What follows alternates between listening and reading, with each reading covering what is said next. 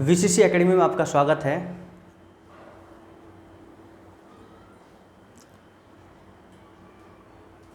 VCC academy में आपका स्वागत है।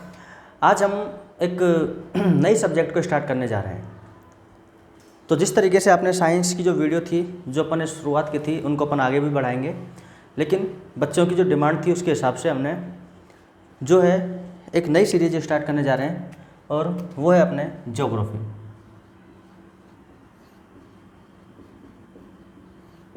ज्योग्राफी देखो, अपन जो ज्योग्राफी है, मेन अगर आपका टारगेट, अगर कोई भी पीसीएस एग्ज़ाम है,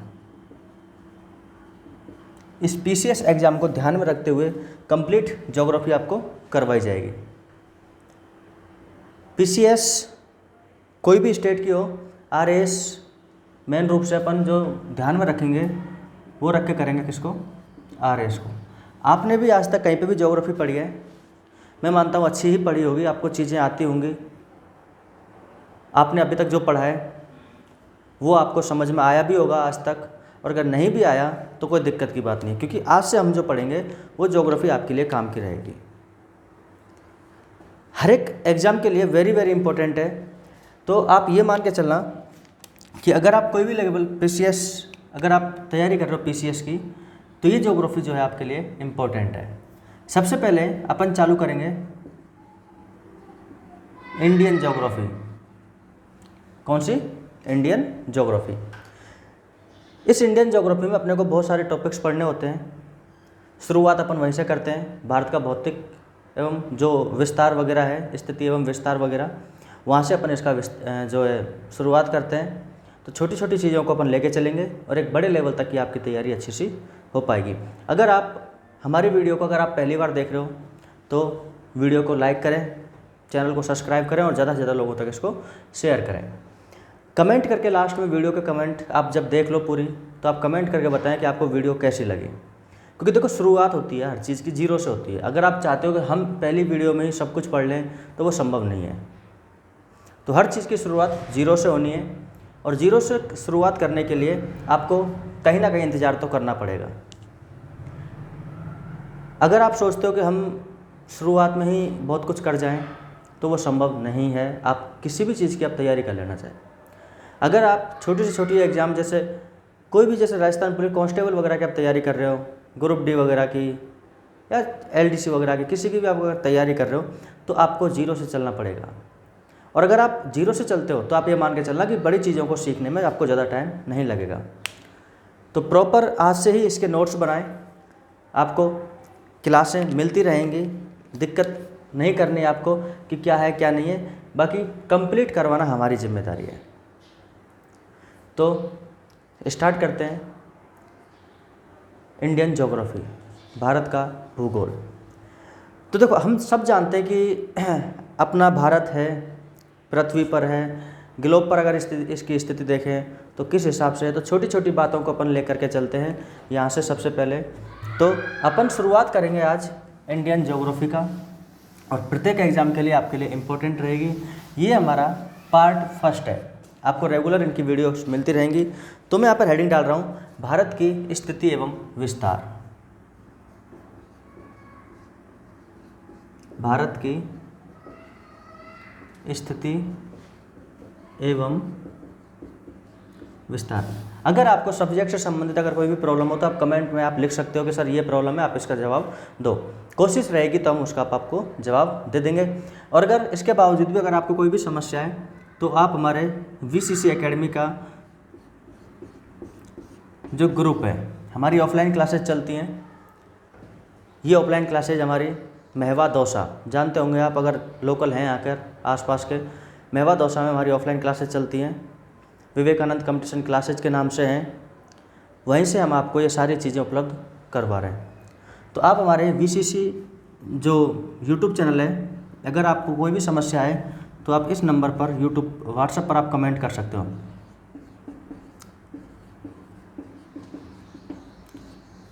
9509588877। चलो तो स्टार्ट करते हैं भारत की स्थिति एवं विस्तार के बारे में। तो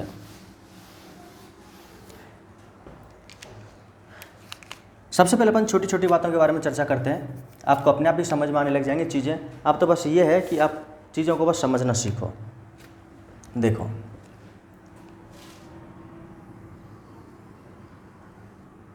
ये मान के चलो हमारी पृथ्वी है, ये क्या है अपनी पृथ्वी, और इस पृथ्वी को बिल्कुल बीचों बीच से एक रेखा काटती है, जिसको अपन ने एक नाम दे दिया, एक डिग्री दे दी, एक पॉइंट दे दिया, उसका नाम है 0 डिग्री। किस नाम से जानते हैं अपन इसको? 0 डिग्री के नाम से जानते हैं। और अगर वैसे बात करें कि सर इसका नाम क्या है, तो इसका नाम है विषुवत रेखा। किस नाम से जानते हैं इसे अपन? विषुवत रेखा या फिर भूमध्य रेखा। विषुवत रेखा या फिर भूमध्य रेखा या फिर इक्वेटर। इंग्लिश वगैरह आप देख लेना, इंग्लिश में थोड़ा प्रॉब्लम आती है समझाने में। तो विषुवत रेखा 0 डिग्री। इसके आप ऊपर जाओगे तो ऊपर वाला कहलाता है उत्तरी गोलार्ध। ऊपर क्या कहलाता है? उत्तरी गोलार्ध। अगर नीचे आओगे तो नीचे वाला क्या कहलाता है? दक्षिणी गोलार्ध। ऊपर वाला उत्तरी गोलार्ध और नीचे वाला दक्षिणी गोलार्ध। अगर ऊपर है तो यहाँ पर उत्तरी ध्रुव, और अगर यहाँ पर है तो दक्षिणी ध्रुव। ठीक है, उत्तरी ध्रुव ऊपर वाला और नीचे वाला दक्षिणी ध्रुव। अब क्या करते हैं कि इस पृथ्वी को जिस तरीके से हमने बिल्कुल बीचों बीच में से काटा, इसी प्रकार से हम इसका और विभाजन करते हैं। तो ये तो हो गई 0 डिग्री, जिसे अपन किस नाम से जानते हैं? विषुवत रेखा या फिर भूमध्य रेखा। इसके जैसे आप ऊपर जाओगे, ऐसे चलते जाएंगे धीरे धीरे, तो एक लाइन आएगी 23.5 डिग्री। कितने डिग्री आएगी? 23.5। ऊपर वाले को अपन बोलते हैं नॉर्थ, मतलब उत्तर। तो 23.5 डिग्री उत्तर में इस रेखा को एक नाम देते हैं, जिसका नाम है कर्क रेखा। किस नाम से जानते हैं इसे अपन? कर्क रेखा के नाम से जानते हैं। इसके जस्ट ऊपर और जाओगे आप 66.5 डिग्री नॉर्थ, इसे अपन एक नाम से जानते हैं, जिसका नाम है आर्कटिक व्रत। 23.5 डिग्री नॉर्थ कर्क रेखा कहलाती है, 66.5 डिग्री नॉर्थ आर्कटिक व्रत कहलाता है। आपको मैं कंप्लीट नोट्स तैयार करवाऊंगा RAS के। क्लियर है? तो लिखते हुए चलना, समझते हुए चलना। जैसे ऊपर गए वैसे अपन नीचे आते हैं, तो नीचे 23.5 डिग्री। अब नीचे है साउथ है, दक्षिण है, तो साउथ में अपन इसको किस नाम से जानते हैं? 23.5 डिग्री को इसे अपन बोलते हैं मकर रेखा। किस नाम से जानते हैं इसे अपन? मकर रेखा।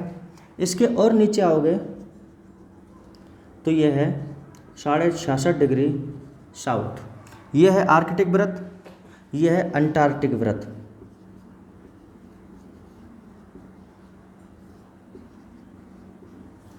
ये क्या है अपने? अंटार्कटिक व्रत। तो ये दोनों चीज़ आपको समझ में आ गई होंगी अच्छे से कि आंसर आ गई, बिल्कुल ठीक है। अब कई बार आ जाता है कि सर हमने 23.5 ही क्यों लिया? क्योंकि जो पृथ्वी है अपने अक्ष पर 23.5 डिग्री झुकी हुई है। तो नोट में लिख सकते हैं अपन, क्या लिख सकते हैं सर? कि पृथ्वी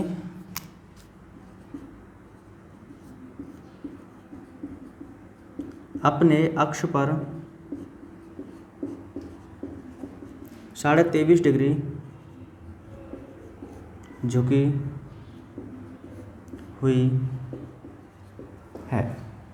पृथ्वी अपने अक्ष पर कितनी झुकी हुई है? 23.5 डिग्री झुकी हुई है। इधर आओ वापस से, मैं आपको टाइम दूंगा बनाने के लिए।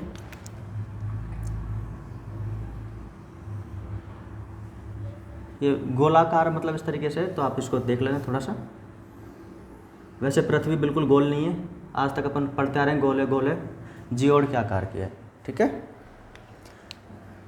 देखो ये जो लाइन है बीच वाली, ये है अपने 0 डिग्री। ऊपर वाली है 23.5 डिग्री नॉर्थ, जिसे अपन किस नाम से जानते हैं? कि सर कर्क रेखा के नाम से जानते हैं, और जैसे ऊपर है वैसे ही नीचे है, ये नॉर्थ है लेकिन 23.5 डिग्री ये क्या हो जाएगा साउथ, और इसे अपन किस नाम से जानते हैं, मकर रेखा के नाम से अपन इसको जानते हैं। देखो मैं क्यों बता रहा हूँ वापस से इसको, आप समझना कि जो सूर्य होता है वो सूर्य सीधा चमकता है किस पर, विषुवत रेखा पर या भूमध्य रेखा पर।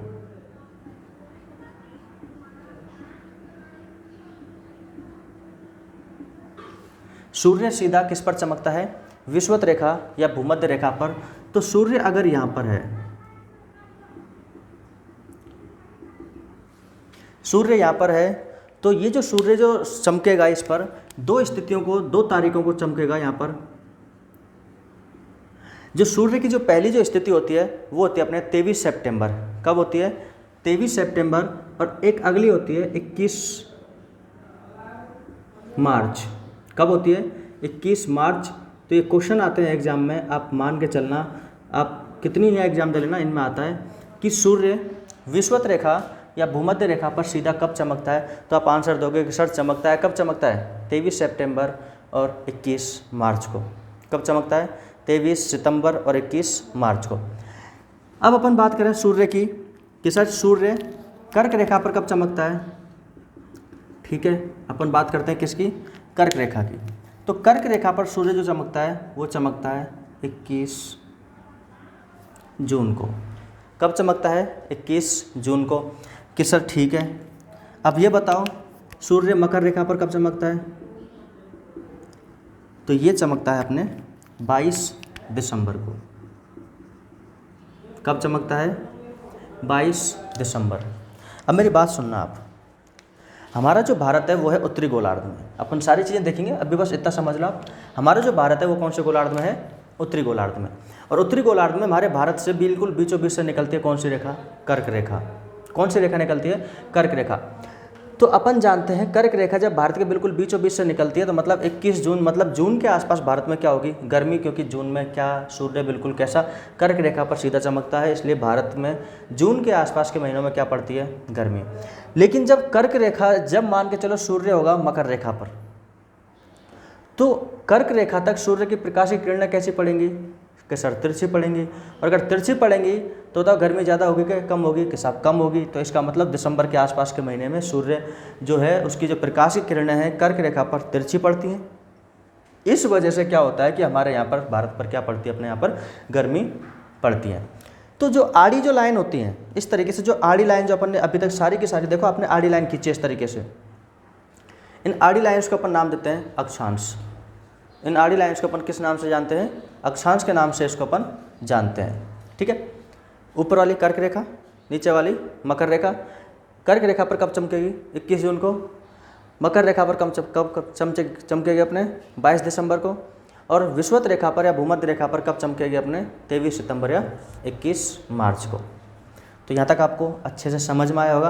अब अपन आगे देखते हैं। तो ये सारी की सारी जो बातें हैं किसकी हैं, अक्षांश की। किसकी हैं, अक्षांश की। चलो अक्षांश की मैं आपको एक और बात बता देता हूँ। वैसे अपन याद रखना, जो अक्षांश और देशांतर है अपन करेंगे फिजिकल ज्योग्राफी। क्या करेंगे, फिजिकल ज्योग्राफी। उस फिजिकल ज्योग्राफी में पूरा अक्षांश और विस्तार, ये जो अक्षांश और देशांतर कंप्लीट आएंगे। बस आप यहाँ पर देख लेना कि अक्षांश रेखाएं, अक्षांश रेखाएं कभी भी एक दूसरे को नहीं काटती हैं। अक्षांश रेखाएं कभी भी एक दूसरे को नहीं काटती हैं और इनके जो बीच की दूरी रहती है वो लगभग 111 किलोमीटर रहती है। कितनी रहती है, 111 किलोमीटर। तो मैं जो बता रहा हूँ आपको समझा रहा हूँ, वो सारी चीज़ें आपको समझ आ रही होंगी अच्छे से, धीरे धीरे करके। ठीक है, इसके बाद में अपन बात करें थोड़ा सा कि ये तो होगी अक्षांश रेखा, इस तरीके से आड़ी हुई अक्षांश रेखा। इनके बारे में अपन कंप्लीट वैसे देखेंगे। अब अपन थोड़ी सी बात कर लें कि साहब देशांतर वगैरह क्या होती है। मैं क्यों बता रहा हूँ कि सारी चीज़ें समझना भी आप। यहाँ तक आपके समझ में आ गया होगा। अब इधर देखते हैं अपन, देखो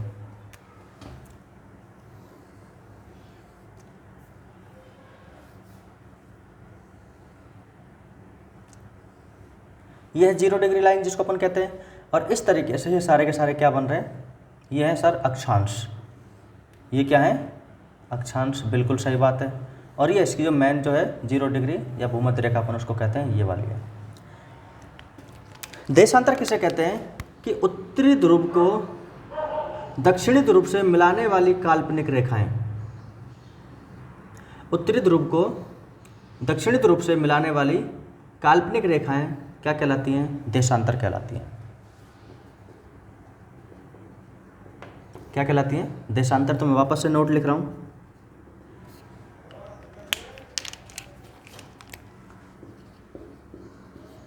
उत्तरी ध्रुव को दक्षिणी ध्रुव से मिलाने वाली काल्पनिक रेखाएं देशांतर कहलाती हैं।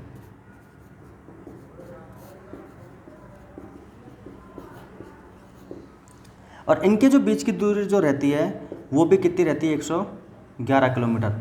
लेकिन एक बात अब यहाँ पर आप याद रखना कि आपने एक बार यहाँ पर एक नोटिस किया, एक चीज़ नोटिस किया क्या कि सर यहाँ पर देखो आप, और आप यहाँ पर देखो, आप यहाँ पर देखो कि हाँ, तो देख रहा हूँ तो क्या हो रहा है इसमें कि सर यहाँ तो इसकी दूरी ज़्यादा है दोनों के बीच की, हाँ ये तो है, लेकिन यहाँ सर इन दोनों के बीच की दूरी कम है।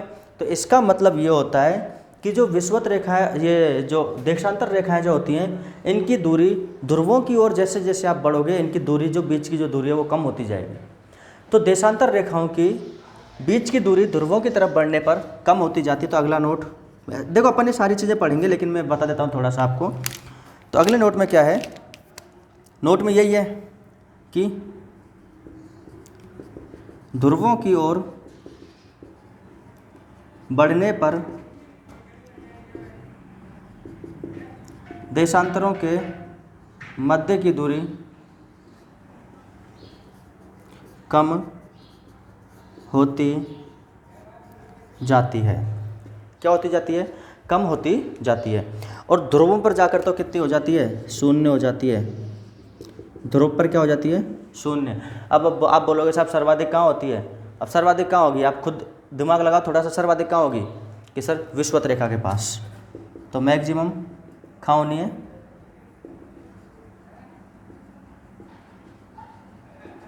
विषुवत रेखा के पास।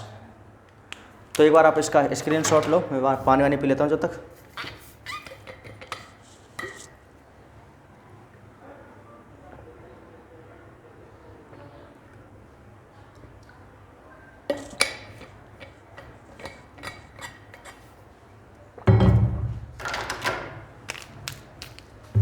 चलो हो गया, तो इसको साफ़ कर देते, रफ कर देते इसको। कोई ज़्यादा ऐसा नहीं है इसमें कि जो आपको हार्ड लगेगा।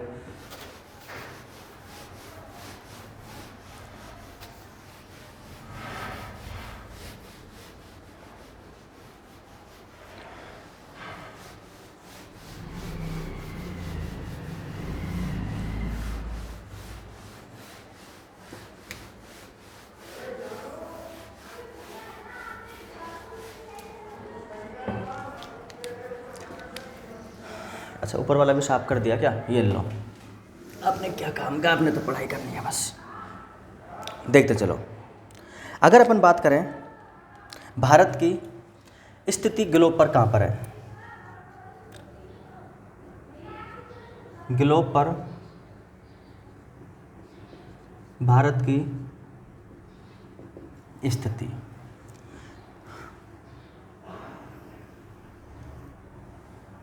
ये तो एक तो गोला है ना, टेढ़ा बन जाता मेरे से।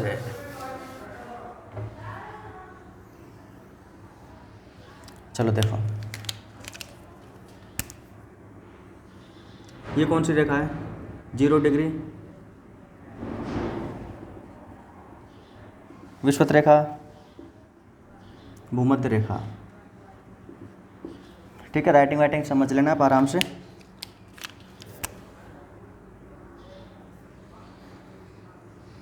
इसके ऊपर है 23.5 डिग्री नॉर्थ कर्क रेखा। हमारा जो भारत है, हमारा भारत इसी कर्क रेखा जो है, ये जो कर्क रेखा है भारत के बिल्कुल बीचों बीच से गुजरती है। आपको धीरे धीरे बहुत सारी चीज़ें समझने को मिलेंगी। तो ये इस तरीके से देखो,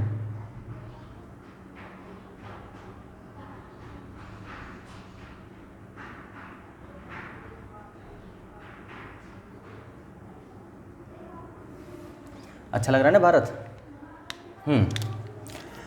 तो इससे पहले अपन इधर देखते हैं, ये पृथ्वी है। अगर मैं इसको ऐसे काट देता हूँ तो ऊपर वाला कहलाएगा उत्तरी गोलार्ध। गोले का आधा भाग गोलार्ध कहलाता है, इसलिए उत्तरी गोलार्ध, और ये वाला कहलाएगा दक्षिणी गोलार्ध। आप जानते ही हो उत्तरी गोलार्ध और ये दक्षिणी गोलार्ध। आपने इस गोले को अगर ऐसे काट दिया तो इधर वाला पूर्वी गोलार्ध और इधर वाला पश्चिमी गोलार्ध। मैं क्यों ना इन दोनों को मिला देता हूँ, ये मिला दिया। अब हमारा जो भारत है ना वो यहाँ पर है। तो अगर ऊपर की बात करेंगे तो उत्तरी गोलार्ध, इधर की बात करेंगे तो पूर्वी गोलार्ध। कुछ समझ में आया हो? हमारा भारत इस जगह पर है। तो भारत की जो स्थिति है वो है उत्तरी पूर्वी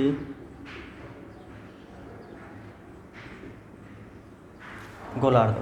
तो बताओ भारत कहाँ पर स्थित है सर? कि साहब आप बताओगे साहब भारत जो है ना वो उत्तरी पूर्वी गोलार्ध में स्थित है। तो इसका मतलब तो साहब ये होगा कि जब आप ऐसे ऐसे लाइन खींचते हो वो कहलाता है अक्षांश। मैंने कि हाँ, तो कि साहब भारत तो यहाँ से चालू हो रहा है। मैंने कि हाँ बढ़िया है, तो धीरे धीरे करके आप यहाँ तक जाओगे। मैंने कि हाँ। कि सर मान के चलो अगर ये भारत है तो भारत का अक्षांश विस्तार यहाँ से चालू होगा और ऐसे होगा। मैंने कि हाँ। कि सर ये ऐसी ऐसी आड़ी वाली लाइन क्या कहलाएंगी फिर? मैंने कि यही तो अक्षांश कहलाएंगी। क्या कहलाएंगी? अक्षांश। तो यहाँ से चालू होके यहाँ तक पहुँचेगा वो इसका अक्षांश विस्तार कहलाएगा। हाँ, तो कि सर ऐसे तो फिर आप ऐसे बोलोगे कहीं कि यहाँ से जो चालू होगा, देखो ऐसे ऐसे करते जाते हैं ना अपन, ऐसे ऐसे। मैंने कि हाँ, तो कोई लाइन ऐसे भी तो आएगी जो यहाँ से गुजरेगी। मैंने कि हाँ, तो कि कोई ऐसे भी तो आएगी जो यहाँ से गुजरेगी। मैंने कि हाँ, तो कि सर इसका मतलब तो आप ऐसे मत कह देना कि यहाँ से ऐसे ऐसे गुजरेंगे, ये सारे के सारे इसके देशांतर कहलाते हैं। मैंने कि हाँ, तो सही बात है, ये क्या कहलाते हैं? देशांतर कहलाते हैं। कि सर ये तो यहाँ से चालू हो रहा है और यहाँ तक, तो इसका मतलब तो ये देशांतरीय विस्तार हो गया। हाँ बिल्कुल सही आपकी बात। तो जो भारत जो है उसका अपन देखेंगे अक्षांशीय और देशांतरीय विस्तार। अब अपन किसकी बात करेंगे? भारत के अक्षांशीय और देशांतरीय विस्तार की। तो मेरे हिसाब से भारत की जो स्थिति है वो कौन से गोलार्ध में है? आपको समझ में आ गई होगी, उत्तरी पूर्वी गोलार्ध में। अब अपन बात करते हैं अगला नेक्स्ट पॉइंट, ये तो आप बना ही लेना, ठीक है। भारत की अक्षांशीय और देशांतरीय विस्तार।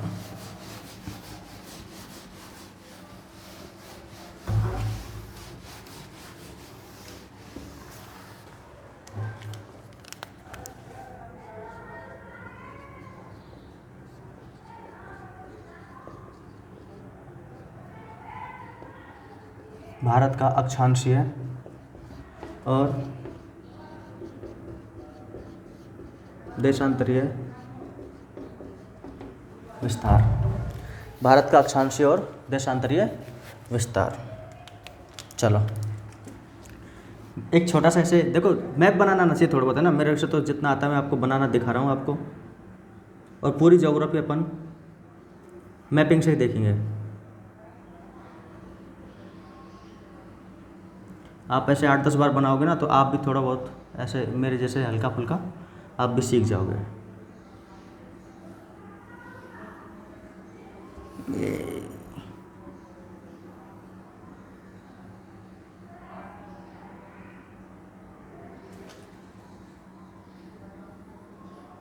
ये कौन है फ्री में? नीचे तो श्रीलंका है, आप जानते ही हो।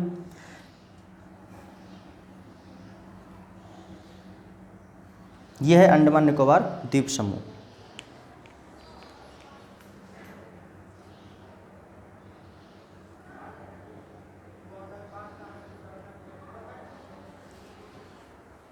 चलो आपको सही से दिख नहीं रहा, हल्का सा मैं इसको और ऊपर बना देता हूँ।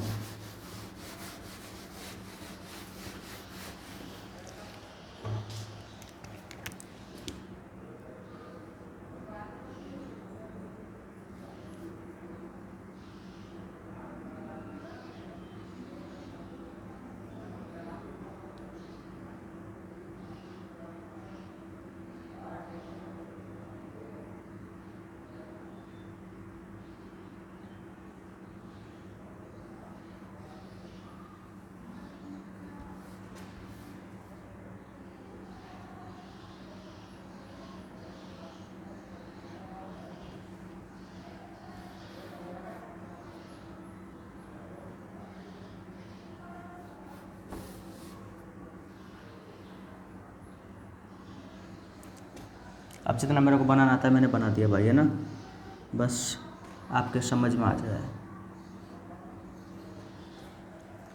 अब अपन बात करते हैं भारत का अक्षांशीय और देशांतरीय विस्तार। तो देखो, अगर अपन मुख्य भूमि की बात करें, देखो मुख्य भूमि का मतलब है कि पूरा अखंड भारत एक ही वाला। वैसे नॉर्मल भारत का जो भाग है लक्ष्य अंडमान निकोबार भी और इधर कौन से लक्षद्वीप समूह। तो अपन अगर भारत के अगर मुख्य भाग की बात करें तो भारत चालू होता है यहाँ से और ख़त्म होता है यहाँ पर। इसे कहते हैं अपन अक्षांशीय विस्तार। किस नाम से जानते हैं? अक्षांशीय विस्तार। तो इसे कहेंगे अपन 8 डिग्री 4 मिनट नॉर्थ। अक्षांशीय विस्तार कहाँ से कहाँ तक चालू होगा? 8 डिग्री 4 मिनट नॉर्थ से लेकर के 37 डिग्री 6 मिनट नॉर्थ तक। 8 डिग्री 4 मिनट नॉर्थ से लेकर के 37 डिग्री 6 मिनट नॉर्थ तक। इनका जो स्थान का नाम है वो है यहाँ पर कन्याकुमारी। किस नाम से जानते हैं अपन इसे? कन्याकुमारी। इसके अलग अलग नामों से भी अपन इसको जानते हैं, जैसे इसका नाम है एक केप कमोरियन। ये सारे क्वेश्चंस आए हुए हैं एग्जाम में, इसलिए मैं बोल रहा हूँ केप कमोरियन। और इसी को अपन कहते हैं कुमारी अंतरीप।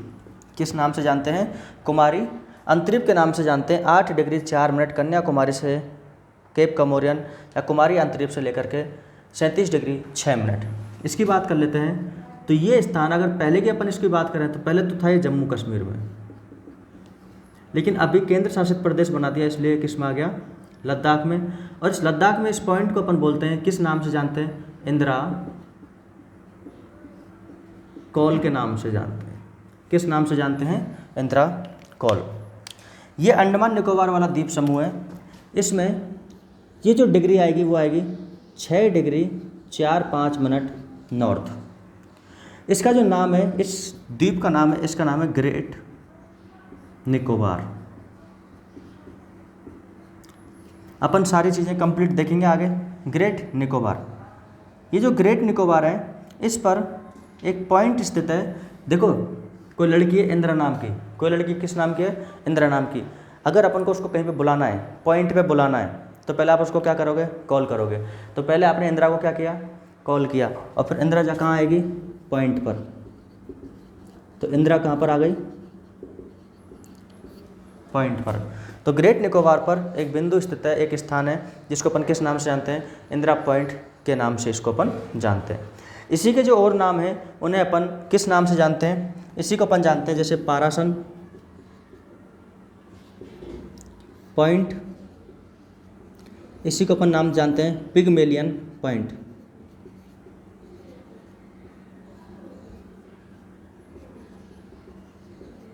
Pygmalion point. हुआ क्या, 2004 में सुनामी आई और इसका क्या हो गया? स्वाहा, डूब गया। यहाँ तक समझ आया कि नहीं आया? पहले देता हूँ, है ना, आ रहा होगा, ठीक है। ये हो गया इसका अक्षांशीय विस्तार। अपन बात करें देशांतरीय विस्तार की, तो देशांतरीय विस्तार जैसे यहाँ डिग्री वगैरह अपन ने लिखी, तो ये होता है 68 डिग्री 7 मिनट ईस्ट, पूर्वी देशांतर। यहाँ जो राज्य है वो है गुजरात। कौन सा राज्य है? गुजरात। गुजरात में अपन जानते हैं कि एक स्थान है, अगर आप जानते हो, जिसका नाम है गौहर मोती। कौन सा स्थान है? गौहर मोती।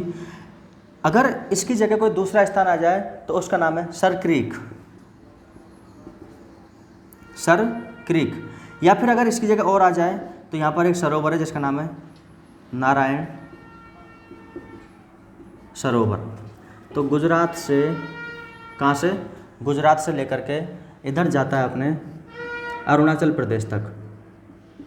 अरुणाचल प्रदेश।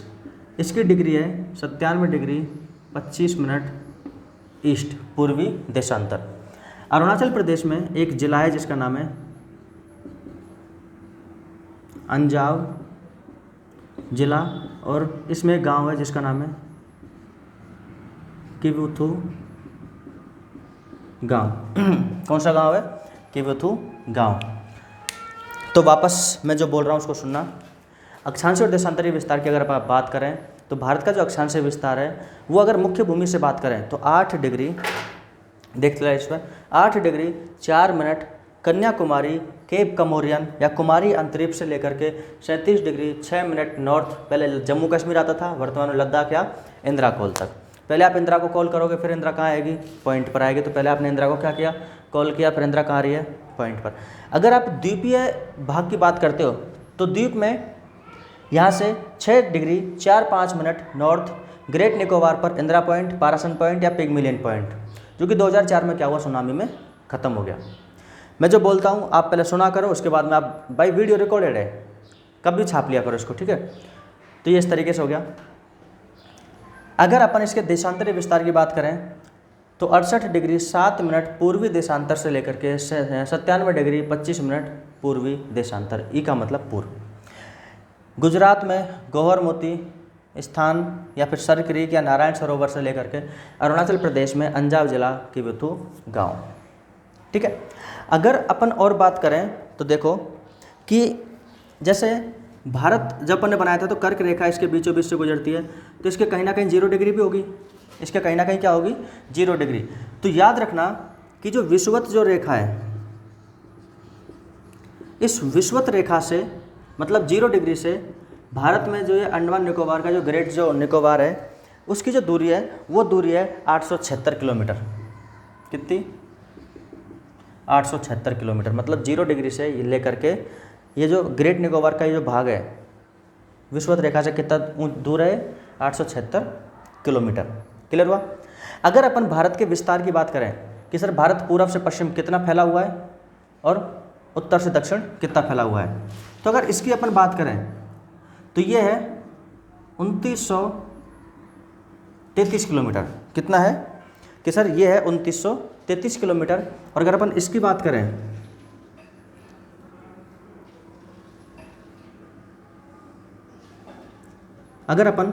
बात करें तो देखो ये जो है 2933 ये कम है। और अगर इसकी बात करें अपन उत्तर से लेकर के दक्षिण तक की तो ये थोड़ा सा ज़्यादा है, इससे थोड़ा सा ज़्यादा। कितना है, ये है 3214 किलोमीटर, 3214 किलोमीटर।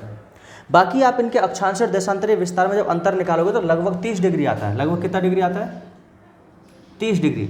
और 30 डिग्री को जब आप 111 से आप गुणा करोगे तो यही आना है, 11 या 33 या पता नहीं, इस तरीके से कुछ आएगा, 3330।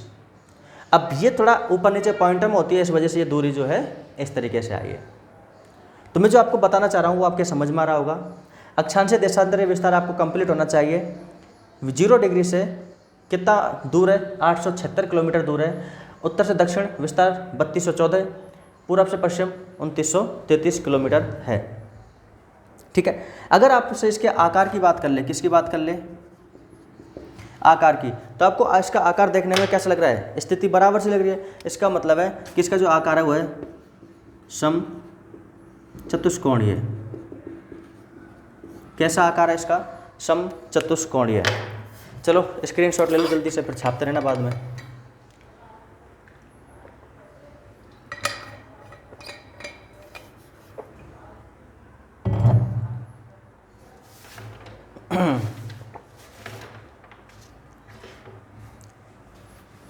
अपन स्थिति वगैरह देख लिए, अब अपन इसके क्षेत्रफल की बात कर लेते हैं। देखो आपको बहुत सारी चीज़ें पढ़नी है, ये तो देखो शुरुआत है, फैक्चुअल चीज़ें ज़्यादा आती हैं इसमें, लेकिन आप इनको जब तक याद नहीं करोगे तब तक आप एग्जाम पास नहीं कर सकते।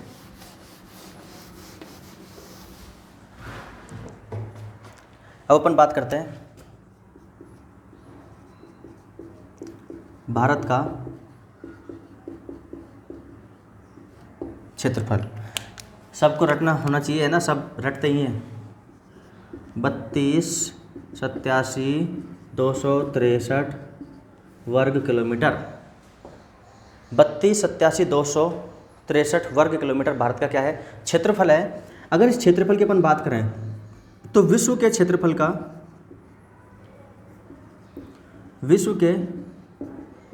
का जो हमारा जो भारत है ये सिर्फ और सिर्फ 2.4% रखता है। कितना रखता है, 2.4%। और क्षेत्रफल की दृष्टि से ये भारत जो है विश्व में 7वें स्थान पर है। कौन से स्थान पर है? 7वें स्थान पर है। बात समझ आ रही है? 7वें स्थान पर। लेकिन आप देखो इतने से क्षेत्रफल में अगर जनसंख्या की बात करें तो इतने से क्षेत्रफल में जनसंख्या निवास करती है पूरे विश्व की 17.5 के आसपास, 17.5%। अब तो ज़्यादा भी होगी, 17.5% से ज़्यादा से अधिक।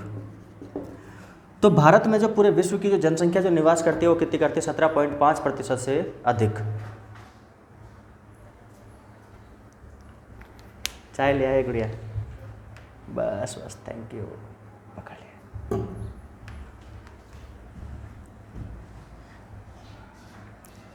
तो अपन जनसंख्या की बात करें तो विश्व की 17.5% से अधिक जनसंख्या यहाँ पर क्या करती है? अपने निवास करती है।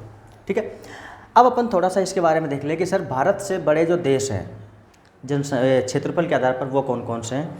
तो देखो वैसे अपन इनको लिखाते हैं, लेकिन छोटा सा मैं मैप बना रहा हूँ, देखो आपको अच्छे से समझ में आ जाना चाहिए। वर्ल्ड का मैप बना रहा हूँ, उससे क्या है कि आपको अच्छे से चीज़ें याद हो जाएंगी। दिल पे मत लेना ये मैप वगैरह कि सर आपने ऐसे यहाँ पर छोड़ दिया ना।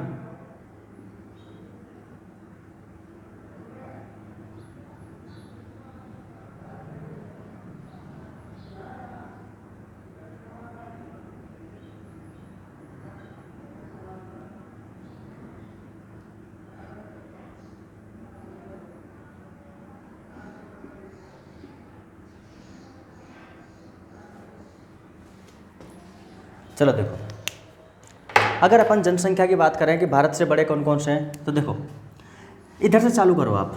तो सबसे पहले नंबर 1 रूस। कौन है? रूस। यहाँ पर है कनाडा। नंबर 2 कौन आ गया? कनाडा। फिर वापस इधर आ जाओ। नंबर 3 है चीन।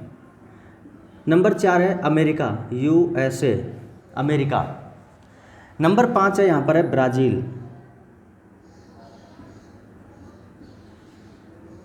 नंबर 5 कौन सा है? ब्राज़ील। नंबर 6 है ऑस्ट्रेलिया। अगर आपसे ऐसे पूछ ले कि बताओ ऑस्ट्रेलिया की राजधानी क्या है, तो दिमाग में आना चाहिए कैनबरा। क्या है? कैनबरा। आपसे पूछ ले कि ब्राज़ील की राजधानी क्या है? ब्राज़ीलिया। क्या है? ब्राज़ीलिया। आपसे पूछ ले कि नंबर 4 कौन है? USA। कौन है? USA की राजधानी कौन सी? Washington DC, district of Columbia. चीन की राजधानी क्या है? बीजिंग। कनाडा की क्या है? कनाडा की बताओ क्या है? ओटावा। कनाडा की क्या है? ओटावा। इसके बाद में अगर बात करें कि रूस की क्या है, तो रूस की है मॉस्को। क्या है? मॉस्को। तो एक बार फटाफट से स्क्रीनशॉट ले लो।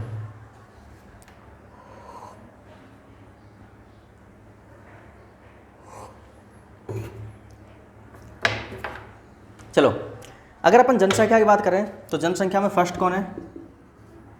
चीन। दूसरा कौन है? मेरा भारत महान। दूसरा कौन है? इंडिया। तीसरा है USA। चौथा है इंडोनेशिया। और पांचवा कौन है वहाँ? ब्राज़ील। तो यहाँ पर भी कौन है? पांचवा ब्राज़ील। तो दोस्तों आज की क्लास आपको कैसी लगी? अगर ज्योग्राफी की सीरीज़ आपको आज पसंद आई है जो मैंने आपको करवाया, अगर आपको अच्छा लगा है, देखो वैसे सारी चीज़ें हर प्रकार के लोग भी करा देते हैं, सब कुछ करा देते हैं, लेकिन अगर आपको PCS लेवल की अगर तैयारी करनी है, अच्छे से ज्योग्राफी को अगर पढ़ना है, तो हमारे इस चैनल पर बने रहें। अगर आपने अभी तक इस चैनल को सब्सक्राइब नहीं किया तो इस चैनल को सब्सक्राइब करें और ज़्यादा से ज़्यादा लोगों तक इसको शेयर करें। और अगर आपको वीडियो अगर अच्छी लगी है, बुरी लगी है, कैसी लगी है, उसका कमेंट आप नीचे करें वीडियो के नीचे। ठीक है, और वीडियो को लाइक करें। तो आज के लिए इतना ही, बाकी अपन नेक्स्ट क्लास में देखते हैं कि भारत से जो कर्क रेखा वगैरह जो गुजरती है, कर्क रेखा, मकर रेखा, पता नहीं कौन कौन सी रेखा है, ऐसे ऐसे बहुत सारी रेखा है। कर्क रेखा कितने राज्यों से गुजरती है, अपने कौन सा स्थान किधर पड़ता है, इस पर 82.5 डिग्री जो समय रेखा जो है वो क्या है अपने, है ना। इसके अपन आंसर क्वेश्चन भी लिखे करेंगे। मैं आपको क्वेश्चन लिखा करूँगा, आप मेरे व्हाट्सअप नंबर मैंने आपको बताए थे 9509588877। आप अगर इच्छुक हो कि हाँ हमारे को ज्योग्राफी पढ़नी है, बाकी किसी के ऊपर कोई दबाव नहीं है।